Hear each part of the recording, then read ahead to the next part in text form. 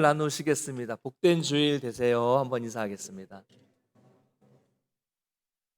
날씨가 많이 더워요 벌써, 그렇죠? 네. 뭐 더우시면 에어컨 더 틀으셔도 되니까 다 보니까 안 켜져 있는데, 시원하게 좀 드렸으면 좋겠습니다. 사람들은 이 보물 이야기를 되게 좋아하죠. 오래전부터 보물을 좋아했고요. 뭐 광맥을 발견해서 부자가 되었다, 뭐 이런 이야기도 있고요. 아이들이 그냥 동네에서 가져 놀던 장난감이 나중에 알고 보니까 이게 뭐 엄청난 유물이어서 엄청난 가치의 보물이었다, 뭐 이런 이야기들은 오랫동안 종종 있어 왔던 그냥 흔한 이야기죠. 최근에는 좀 떠들썩했던 이야기가 좀 기억이 나는데 몇 년 전이었던 것 같아요. 아주 오래전에 우리나라 동해안에 큰 배가 하나 침몰했는데, 그 배 안에는 엄청난 금, 보석들이 같이 실려 있었다. 그래서 그 배를 인양해야 되기 때문에 투자자를 모집한다, 뭐 이런 이야기. 사실인지 아닌지 모르겠지만 그런 얘기가 있었습니다. 요즘에는 또 뭐 우리가 최근에는 다른 류의 이야기를 많이 듣죠. 뭐 제가 아는 분도 후배인데, 이제 이 가지고 있었던 주식이 많이 있었어요. 그런데 예전 일인데, 그 주식이 이제 코스닥에 이제 상장이 되면서 엄청난 돈을 번 사람이 있었습니다. 오래전 이야기고요. 그 후배는 지금 목회를 또 하고 있고요. 뭐 로또 같은 복권에 당첨된 이야기라든가, 뭐 비트코인 뭐 올랐다 떨어졌다 이런 얘기도 있는데, 뭐 돈 벌었다 뭐 이런 사람도 있기도 하고요. 뭐 땅값, 뭐 집값이 엄청나게 폭등을 해서 하루아침에 큰 돈을 벌었다는 이야기. 우리가 주변에서 이런 이야기들은 흔히 들을 수 있어요. 근데 신기한 건요, 이야기는 많이 듣는데 그중에 하나도 저하고는 상관이 없다는 것도 정말 놀라운 일입니다. 어쩌면 그렇게, 아니 한 번 정도는 나한테 그런 일이 얻어 걸릴 수도 있겠는데 한 번도 그런 일은 일어나지 않아요. 여러분도 그러시죠? 네, 그렇습니다. 하나님은 전혀 실수가 없으신 것 같습니다. 그래서 제가 혹시라도 그런 일로 인해서 엄청난 물질을 갖게 되면 하나님을 떠날까 봐, 저를 잘 아시는 하나님은 그런 걸 주시지 않으십니다. 그래서 저를 주님을 떠나지 않도록 잘 붙잡아 주시는 거예요. 여러분도 그렇게 생각하시고 감사하시죠? 할렐루야. 네, 안 하실 줄 알았는데 그래도 아멘이라고 하시네요. 이처럼 예수님도요, 당시에 그냥 누구나 들을 수 있었던 흔한 이야기를 통해서 이 천국을 말씀해 주신 거예요. 그래서 오늘은 이 짧은 비유가 두 가지가 나오는데 공통점이 있고 차이점이 있습니다. 44절에서는 천국을 보화다라고 비유하고 있는데, 45절과 46절에서는 천국을 진주가 아니라 진주를 구하는 상인으로 비유하고 있어요. 보화와 상인으로 구하고 있습니다. 그래서 약간 형식은 다른 것 같지만 우리 내용을 잘 생각해 보면 결국 천국은 보화, 천국은 진주, 이런 등식이 성립된다는 것을 발견할 수 있습니다. 공통점은 뭐냐면, 그걸 발견하고 나서 자기의 소유를 다 팔아서 보화를 사고 진주를 샀다는 거죠. 그래서 두 비유의 핵심은, 첫 번째, 발견했다. 두 번째, 다 팔았다. 세 번째, 다시 그걸 샀다라는 것으로, 이렇게 이 세 가지 행동으로 결정 지을 수가, 같이 볼 수가 있습니다. 먼저 예수님은 천국은 보화를 뭐라고 말하냐면 밭의 감추인 보화다. 감추인 보화다라고 말씀하고 있어요. 그러니까 여러분, 보석을 밭에서 발견하는 것은 이건 일반적인 일이 아닙니다. 그런데 이런 일은 그 당시에 종종 있었던 일이에요. 어떤 사람이 밭에 숨겨져 있는 이 보물을 찾아서 으리으리한 집을 지었다, 뭐 이런 이야기, 이런 소문들 있었고요. 또 이 밭의 주인이 바뀌었는데 또 우연히 그 안에서 보물상자를 발견해서 전 주인과 새 주인 사이에 이 소유권 분쟁이 생겼다더라라는 그런 이야기, 그 당시에 기록도 존재하고 있습니다. 지리적으로 항상 외세의 침입을 받았던 당시 그 사람들은 강도와 이 전쟁으로부터 보물을 지키기 위해서 항아리 안에 귀중품을 넣어서 밭이나 마당이나 뒷산에 묻어둔 일들이 허다했습니다. 뭐 보관할 게 없으니까요. 우리나라에서도 마찬가지예요. 과거에 전쟁 때 많은 사람들이 피난을 가면서 쌀이나 귀중품을 다 들고 갈 수 없으니까 마당과 뒷뜰에다가 묻어두고 피난을 떠났다라는 이야기를 들은 적도 있고요. 저희 아버지도 이제 전쟁 때 피난을 가셨는데, 나중에 이제 돌아와 보니까 이 마당이 다 이렇게 파헤쳐져 있더라는 거죠. 북한군이 다 파헤쳐서 그 안에 숨겨놨던 쌀을 다 빼서 먹었더라, 이런 이야기를 듣기도 했습니다. 이런 일은 흔하게는, 고대에는 흔하게 있었습니다. 예전에는, 최근에도 있었잖아요, 우리도. 근데 문제는 뭐냐면 이 보물을 숨겨놨는데 몰래 비밀스럽게 숨겨놓은 그 사람이 갑자기 죽을 때 문제가 생기는 거예요. 병에 걸려서 죽게 되면 그래도 얘야, 우리 앞마당에 보물이 거기 숨겨져 있다 얘기할 수 있겠지만, 그런 기회가 없이 그냥 갑자기 죽게 되었을 때는 문제가 생기는 거죠. 그러면 그 보물은 이 세상에 아무도 모르게 그렇게 숨기게 되는 겁니다. 그러다가 밭의 소유주가 바뀌고, 나중에 소유주가 직접 일하는 건 아니고요, 소작농이라든지 일꾼이 밭을 갈다가 우연히 밭에 숨겨져 있는 보물을 발견하게 되는 겁니다. 이 비유는 예수님은 이런 배경을 예로 드시면서 말씀하신 것입니다. 그 당시에 이 법적으로는요, 그 밭에서 발견된 모든 것은 누구 거예요? 그 밭 주인의 것이 됩니다. 무조건 주인의 겁니다.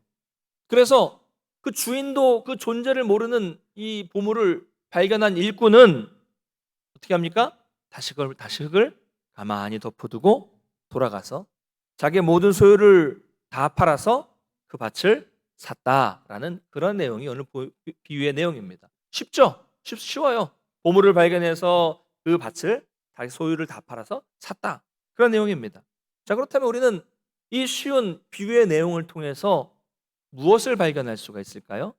먼저 보화는 감추어져 있다는 겁니다. 감춰져 있다는 거예요. 누구나 발견할 수 있는 것도 아니고 아무에게나 주어지는 것도 아닙니다.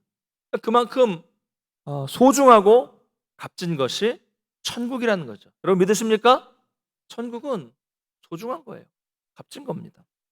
그러니까 다시 말하자면 이 말씀은 어떤 사람에게는 천국이 감추어져 있어서 발견하지 못할 수 있다는 겁니다. 여러분, 이 일은 지금도 일어나고 있어요. 오늘 이 시간에 예배에 나와 있고 같이 찬양을 부르고 같이 기도하고 같은 말씀을 들어도 어떤 사람은 천국을 발견하고 말씀을 들을 때 정말 그 말씀이 송이꿀보다 달달하는 것을 느끼고 깨닫게 되고, 그 말씀을 통해서 이루 말할 수 없는 풍성함과 영적인 평강을 경험하기도 합니다. 그런데 또 어떤 사람은 뭐가 뭔지 모르고 들어도 들리지도 않고 그냥 졸리기만 합니다. 이것이 바로 감추어져 있다라는 것의 의미입니다. 언제나 이런 일은 일어나고 있어요. 그래서 혹시 그런 분이 계시다면 여러분 이렇게 기도하십시오. 주님, 이 감추어진 천국의 비밀을 제가 볼 수 있도록, 제가 깨달을 수 있도록, 제가 느낄 수 있도록 저에게 눈을 열어주시고 지혜를 주세요 라고 간절히 기도하시면 여러분, 감춰져 있던 그 천국의 비밀을 알게 될 줄을 믿습니다. 할렐루야. 자, 그렇다면 오늘 본문을 보면요, 천국에 이 발견한 사람들은 어떻게 해서 천국을 발견한 것입니까? 뭔가를 했습니까? 했어요? 예수 믿는 사람들을 잡아가두고 그들을 핍박하는 데 열심을 냈던 사울이라는 사람 잘 아시죠? 그날도 예수 믿는 사람들을 잡기 위해서 저 먼 다메섹을 향해서 가고 있었습니다. 그때 호련한 빛 가운데, 그는 그냥 예수 믿는 사람을 잡으러 가는 거였어요. 그런데 그 가는 길에 호련한 빛 가운데 예수님이 나타나셨고, 사울은 그곳에서 길에서 예수님을 만났습니다. 길에서 천국을 발견한 것입니다. 그리고 그 후의 삶은, 그의 인생은 완전히 180도 바뀌었습니다. 사도 바울 이야기죠. 이런 식이라는 거예요. 삭개오도 그렇고요, 수가성 여인도 그렇고, 세리 마태도 그렇고요, 베드로도 그렇고요, 안드레도, 야고보, 요한도, 다른 제자들도 그냥 자기들은 자기 할 일을 하고 살았을 뿐인데 어느 날 갑자기 예수님이 먼저 찾아오셔서 불러주신 것입니다. 생각하지도 못하고 있었을 때 천국을 발견한 거죠. 여러분 중에도 그런 분들 계시죠? 부모님이, 아내가, 남편이 제발 교회 한 번만 가자, 나를 봐서라도 한 번만 좀 가자, 제발 가자 라고 부탁하고 사정해서 그냥 어쩔 수 없이 가기 싫은데 떠밀려서 교회 나왔는데 아무 기대도 없이 아무것도 한 거 없는데 그냥 예배 드리다가 말씀 듣다가 찬양하다가 갑자기 예수님을 만나고 천국을 발견하게 된 사람들이 있습니다. 그렇죠? 그래서 어떤 분은 이렇게 말씀하시는 분이 있었어요. 아니, 막 화를 내면서 이 좋은 것을 왜 그동안 당신 혼자만 누렸어? 막 이렇게 화를 내는 거예요. 남편의 말입니다. 아내가 옆에서 이렇게 말합니다. 아니 여보, 제가 매주 가자고 얼마나 많이 당신에게 부탁을 했는지 기억이 안 나세요? 이제 와서 왜 적반하장이세요? 남편이 말합니다. 아니, 나는 몰랐잖아. 이렇게 좋은 것이었으면 내 팔을 비틀어서라도 당신이 이혼을 감수하고서라도 나를 데려왔어야지 왜 이제 데려왔냐고 막 역정을 내시는 분이 있었어요. 너무 늦게 발견한 사람의 그런 이야기였습니다. 있었어요. 여러분, 놀 곳이 많지 않았던 학창 시절에 어땠습니까? 그냥 친구 따라서 수련회라는 건 모르는데 교회가 수련회 가니까 같이 가자고 해서 그냥 갔는데, 놀러 갔는데 거기서 그만 예수를 만나게 됩니다. 천국을 갑자기 발견하게 되는 거예요. 또 제가 중고등학교 때 그랬어요. 교회 가면 막 기타도 배우고 막 드럼도 배우고 막 베이스 기타도 배우고 막 노래도 하고 막 이런 찬양 집회도 막 있고 그러니까 재밌는 거예요. 친구들 만나러 가요. 교회 가면 친구들 많아요. 또 남중 남고 다닌 사람들은 보면 교회 가면 이렇게 자매들이 많아요. 그래서 악기 배우러, 놀러, 친구들 만나러, 여자친구 사귀러 가다가 천국을 발견하게 된 사람도 있습니다. 여러분, 천국은 이렇게 오는 거예요. 나는 그냥 우연히 어쩌다가 나왔지만 하나님께는 그게 필연적인 과정이었던 것입니다. 왜 우리는 이것을 은혜라고 하는 것이죠. 정말 놀라운 은혜입니다. 한 것은 없는데 그냥 감춰져 있던 보화를 발견하게 된 것입니다. 자, 그렇다면 이렇게 천국을 발견한 우리는 어떻게 그것을 받아들여야 될까요? 오늘 이 감추인 보화를 발견한 사람은 그것을 그대로 숨겨두고 기뻐하며 돌아왔습니다. 그 마음을 한번 생각해 볼까요? 우선 너무 기쁜 마음이었겠죠. 야, 이제는 나는 이런 보물을 발견했으니까 더 이상은 가난하게 살지 않아도 된다. 이런 마음이 있었을 것이고요. 그동안 나를 무시하고 조롱하던 사람들 이제는 두렵지 않아요. 아무 두려움 없어. 나는 너무 귀한 걸 발견했으니까. 한편으로는 불안한 마음도 있었겠죠. 야, 이거 다른 사람이 발견하면 안 될 텐데, 주인이 발견하면 안 될 텐데. 그래서 어떻게 합니까? 곧바로 자기의 모든 소유를 다 팔아서 그 밭을 삽니다. 기꺼이 땅값보다 더 많은 값을 지불하고서라도 그 밭을 사는 거죠. 주변 사람들 이해 못해요. 왜 저걸 저렇게 많은 돈을 주고 사나? 절대 이해 못합니다. 사람들은 밭 때문에 그 땅을 산다고 생각하지만 그 사람만은 그 안에 숨겨진 감추인 보화를 알기 때문에 그 땅을 사게 되는 거죠. 자, 또 다른 경우도 있습니다. 오늘 45절과 46절을 보면 진주를 구하는 사람의 이야기가 나오고 있습니다. 그러니까 전체적인 내용은 같은데 과정은 좀 달라요. 이 사람은 어떤 사람이냐면 열심히 여기저기 진주들을 찾아다녔던 그런 상인이었죠. 여러 가지 귀한 진주를 찾다가 아주 귀한 최상품의 극히 값진 진주를 발견하게 되니까 야, 이거 세상에 없을 진주다. 돌아가서 자기 모든 소유를 다 팔아서, 모든 짜잘한 진주를 다 팔아서, 소유를 다 팔아서 그 극상품의 진주를 사게 됩니다. 여러분, 뭘 말씀하고 있는 겁니까? 천국은 밭에 감추어진 보화를 발견하는 것처럼 우연히 발견하게 되는 경우도 있지만 간절히 찾다가 발견하게 되는 경우도 있다는 것입니다. 여기 아마 그런 분들도 계실 겁니다. 진리를 찾아 헤매다가 여기저기 다녀보고 이 종교 저 종교 이 학문 저 학문 다 찾아보다가 결국 교회 와서 천국의 가치를 깨닫게 된 것이죠. 어쨌든 우연히 찾게 되었든 간에 찾다가 찾게 되었든 간에 결과는 이 두 사람 다 똑같았다는 거예요. 어떻습니까? 이 두 비유에 나오는 사람은 다 결코 주저하지 않았습니다. 곧바로 자신이 평생 모은 것을 다 팔았어요. 이 보화와 이 진주의 가치를 너무 잘 알았기 때문에 그것을 위해서 자신의 모든 노력을 다 기울이게 되었다는 것이죠. 그런데 이 모습을 보는 주위 사람들은 그 사람들의 모습을 도저히 이해할 수가 없습니다. 이상하게 생각하는 거죠. 그깟 그 볼품없는 그 밭을 사기 위해서 왜 그런 많은 돈을 거기다 쏟느냐. 그 진주, 사람들은 모르는 가치죠. 이 보물을 알아보는 사람만 알아보는 거죠. 그 진주를 하나를 사기 위해서 모든 재산을 다 팔고 모든 진주들 다 팔아서 그 살아가는 모습을 보면서 이상하게 생각하고 이해하지 못하고 손가락질하며 비난할 수 있습니다. 그러나 이 두 사람은 이런 이 세상 사람들의 비난을 들어도 전혀 흔들리지 않습니다. 그 비난을 쉽게 이겨낼 수 있습니다. 왜 그렇습니까? 그들은 세상에서 가장 귀한 보물과 진주의 가치를 알고 그것을 보았기 때문입니다. 흔들리지 않아요. 모르는 사람들이 비난하는 것은 전혀 흔들릴 일이 아닙니다. 사랑하는 성도 여러분, 바로 이것이 천국 비밀을 알고 있는 이 땅을 살아가는 성도들의, 우리들의 모습이 되어야 한다는 거죠. 여러분, 진짜 영광을 만난 사람은 아까울 것이 하나도 없습니다. 진짜 귀한 가치를 아는 사람들은 사람들의 비난이 두렵지 않습니다. 가장 중요한 것을 보면 나머지 것들은 눈에 들어오지 않아요. 그러니까 그렇기 때문에 우리가 세상이 이해하지 못하는 이 신앙의 길을 걸어가는 거 아니겠습니까? 지금 세상 사람들 보세요.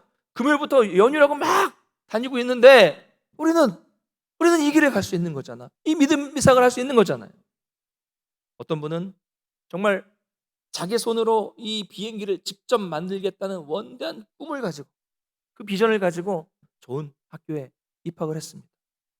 어떤 분은 온 가족의 이 기대를 안고 최고의 명문대학에 들어갔어요.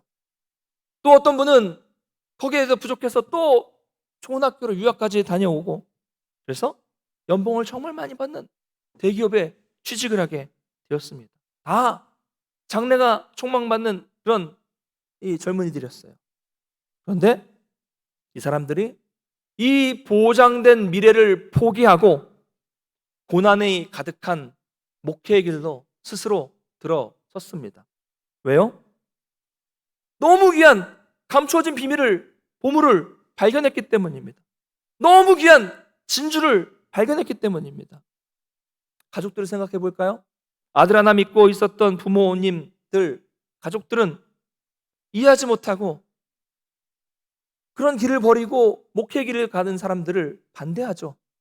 아니, 왜 보장된 길을 놔두고 그동안 내가 너를 위해서 뼈 빠지게 일을 했는데 너 하나 잘 되라고 뼈 빠지게 일을 했는데 왜 좋은 데 가놓고 왜 그 길을 포기하고 이렇게 힘겨운 길을 가느냐. 이제 나 좀 편하게 해줘야지. 아무리 신앙이 좋은 분이라고 해도요, 심지어는 아버지가 목회자여도 이거 납득하기 어렵고 반대하시더라고요.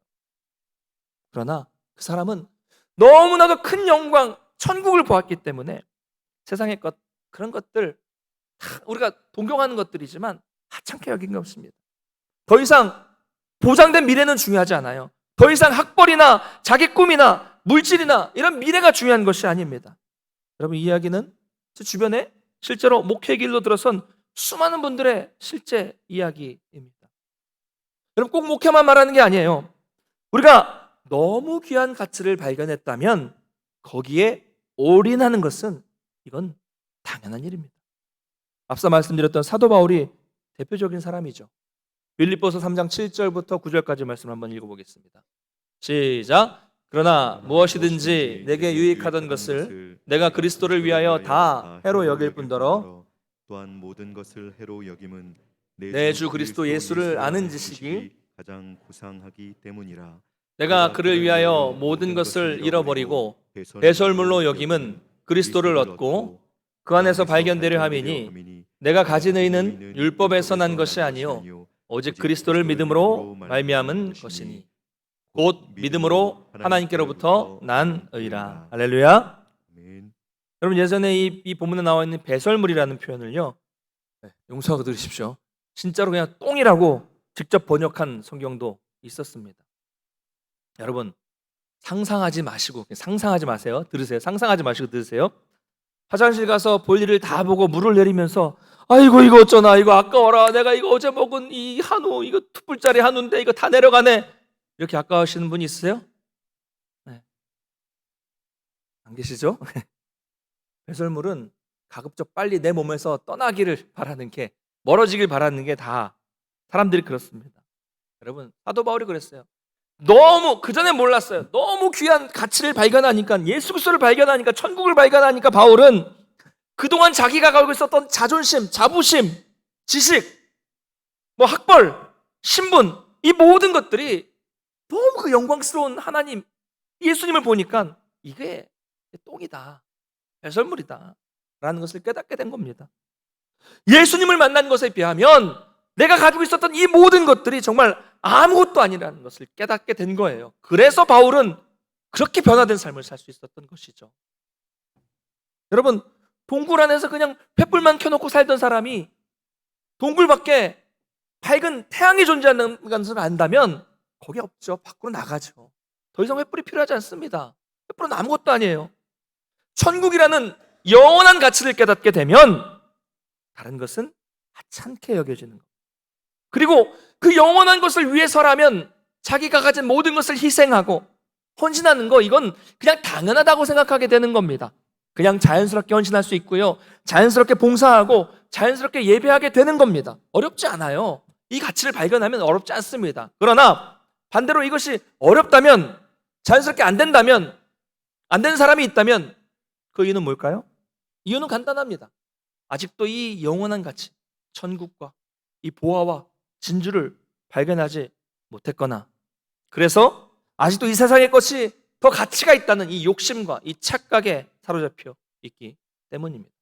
과연 여러분은 어떠십니까? 사랑하는 성도 여러분, 그렇다면 우리가 이 놀라운 보화와 진주를 발견한 후에 우리는 어떻게 해야 할까요? 우리는 천국을 발견하고 예수님을 만났다면 우리에게는 결단이 필요합니다. 결단. 두 가지 결단이에요.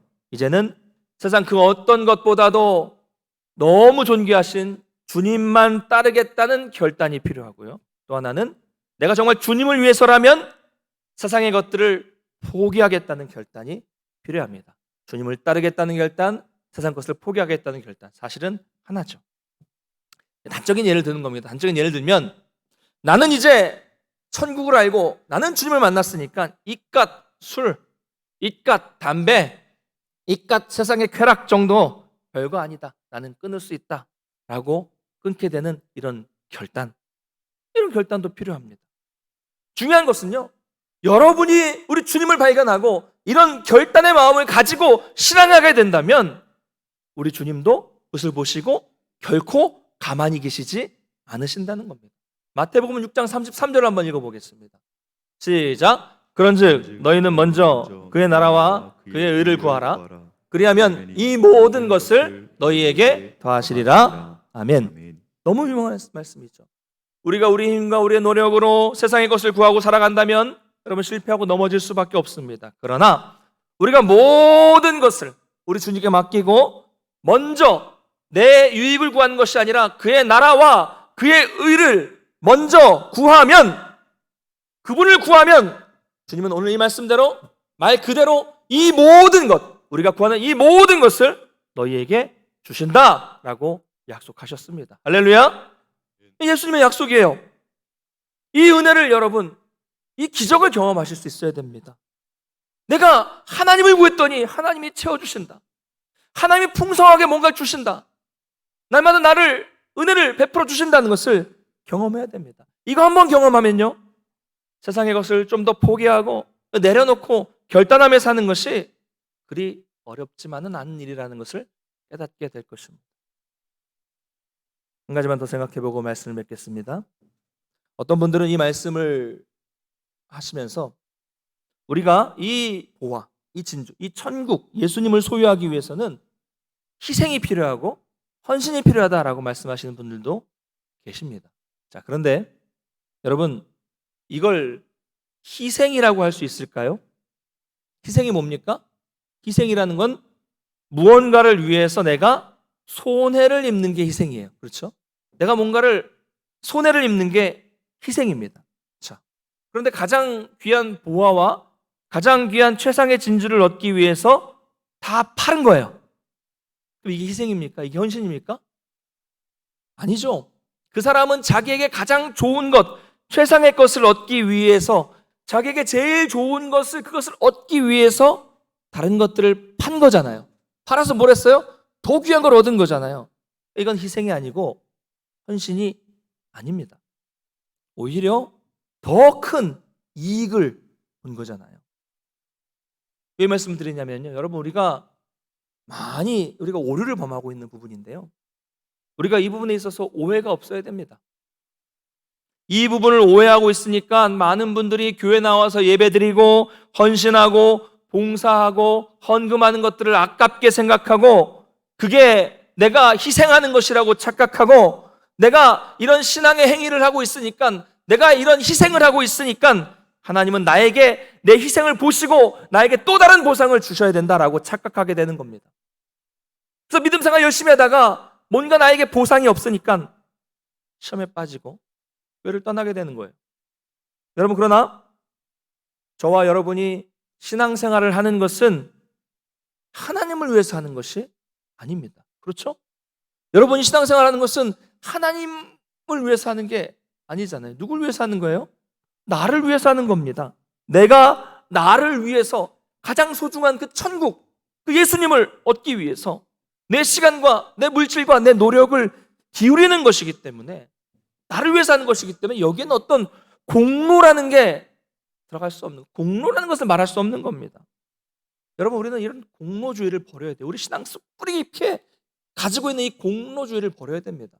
금요일 날도 이 말씀을 좀 드렸는데요, 내가 열심히 신앙생활 하니까 이 공로, 내가 희생하니까 하나님이 나의 공로를 보시고 내 노력을 보시고 무엇인가를 베풀어 주실 것이고, 세상 사람들 누가 나 볼 때도 야, 저 사람은 믿음 생활 잘하니까 잘 사는구나 라고 인정할 만한 대단한 것을 나에게 주실 것이라고 기대하면서 신앙생활 하니까 그 신앙에 매번 문제가 생기는 겁니다. 하나님, 나는 이렇게 열심히 노력했고 내가 열심히 희생했는데 왜 나에게 안 주십니까? 이렇게 따지면서 시험에 드는 거죠. 여러분, 우리는 이미 세상 그 어떤 것보다도 소중한 천국을 발견하고 그 천국을 선물로 받은 사람들입니다. 할렐루야! 여러분, 믿으십니까? 이미 우리에겐 천국을 소유하고 있어요. 가장 귀한 것을 이미 받았는데, 구원을 받았는데 뭘 또 바라고 있습니까? 물론 아까 말씀드린 대로 우리가 이 땅을 사는 가운데서도 하나님은 우리가 하나님의 의를 구할 때 우리에게 풍성하게 채워주시는 은혜가 있습니다. 그러나 먼저 우리는 가장 귀한 천국을 이미 선물로 받았다는 것 그 자체만으로도 만족할 수 있는 성숙한 신앙을 가져야 한다는 거죠. 내가 이미 엄청난 것, 구원, 천국, 예수 그리스도를 받았기 때문에 내가 기꺼이 기쁨으로 신앙생활을 하는 겁니다. 할렐루야! 예수님 만나서 기쁘니까, 내가 구원받아서 감사하니까 예배도 드리고 기도도 하고 봉사도 하고 헌금도 하고 시간도 드리는 것이지, 내가 뭔가를 함으로써 내 공로를 통해서 내 희생을 통해서 내가 더 많은 것을 받기 위해서 하는 것은 절대로 아닙니다. 이걸 구분할 수 있어야 돼요. 사랑하는 성도 여러분, 오늘 이 말씀을 기억하면서 여러분 다시 한번 내가 주님께 무엇을 받았는가를 깊이 묵상해 보시길 바라겠고요, 무엇에 집중해야 할지를 한번 깨닫게 되시기를 바랍니다. 요즘 제가 별로 쓰고 싶지 않은 말인데, 흔한 말로 사람들 뭐라 그래요? 영끌이란 말 많이 하잖아요.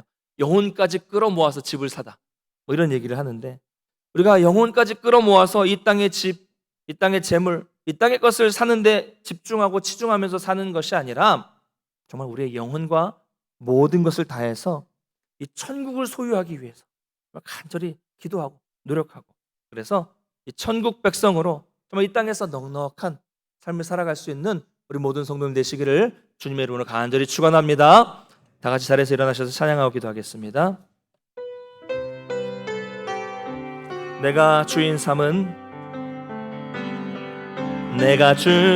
삼은 모든 것 내려놓고 내 주 되신 주 앞에 나가, 내가 사랑했던 모든 것 내려놓고 주님만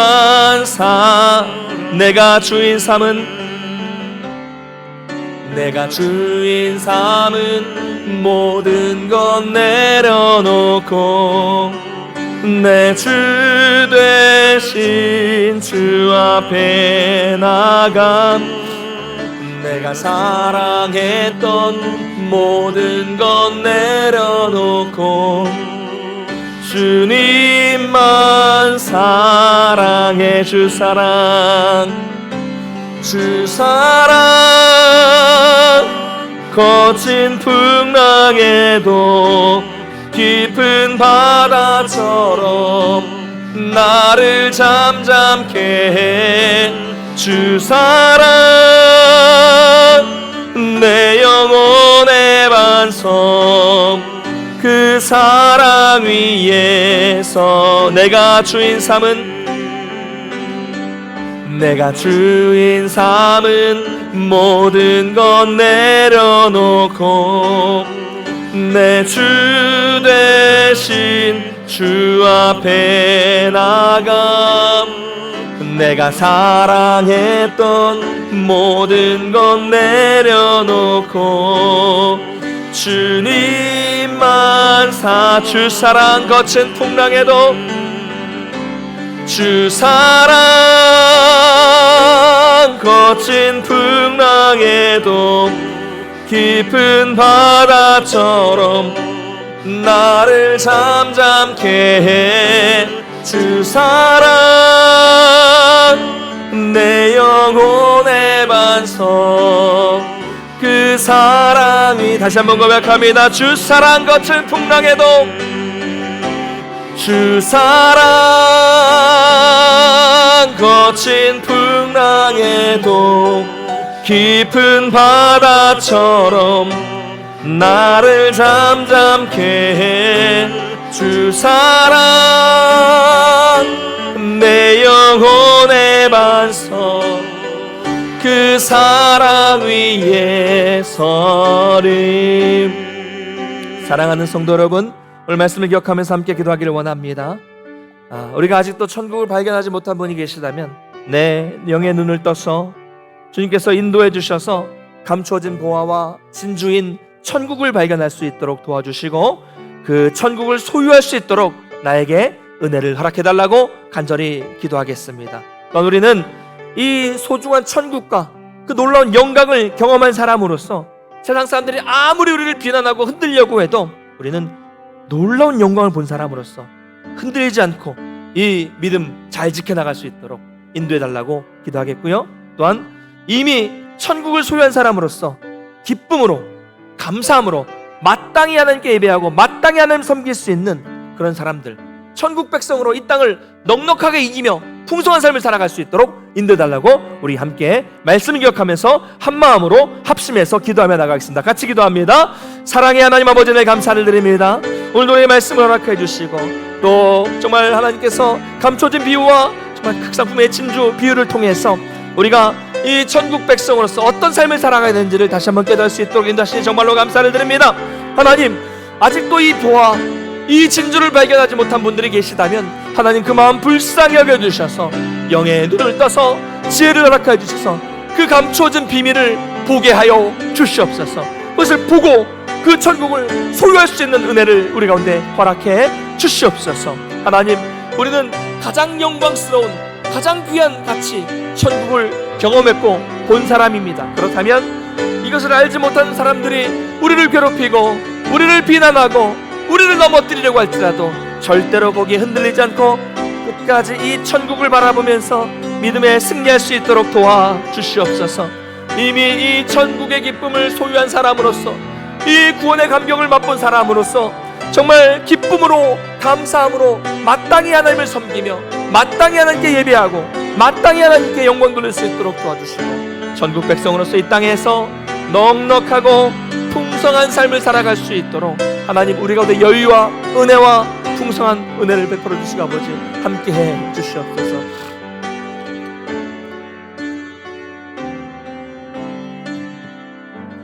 참 좋으신 하나님 아버지 은혜를 감사를 드립니다. 우리를 천국 백성 삼아 주신 은혜에 정말로 감사를 드립니다. 그러나 아직도 이 귀한 보화를 발견하지 못한 분들이 계시다면 주님 불쌍히 여겨주시고 영의 눈을 떠서 또 우리 지혜를 주셔서 이 감추어진 천국을 발견할 수 있는 은혜를 주시고 그 천국을 소유할 수 있도록 주님 인도해 주시옵소서. 우리는 가장 놀랍고 가장 영광스러운 천국을 경험한 사람으로서 그것을 알지 못하는 사람들이 우리를 비난하고 우리를 흔들려고 할 때에도 결코 흔들리지 않고 인내하며 믿음 생활을 감당할 수 있도록 우리 가운데 놀라운 은혜를 베풀어 주시옵소서.